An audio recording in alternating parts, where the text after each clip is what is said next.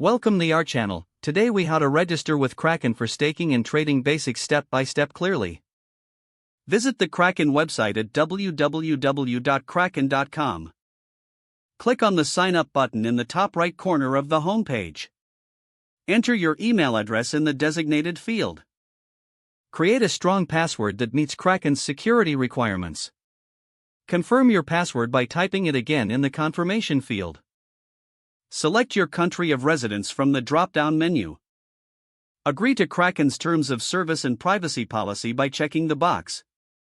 Click on the Create Account button to proceed. Check your email for a verification message from Kraken. Click on the verification link provided in the email. Once verified, log into your Kraken account using your email and password. Complete the identity verification process by submitting the required information. Upload a government-issued ID, such as a passport or driver's license. Provide additional details, such as your address and date of birth. Wait for Kraken to review your verification request. Once verified, you can access your account dashboard. To fund your account, navigate to the Funding tab.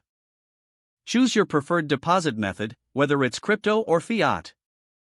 Follow the instructions to complete your deposit. After funding your account, go to the Trade tab. Select the market pair you wish to trade.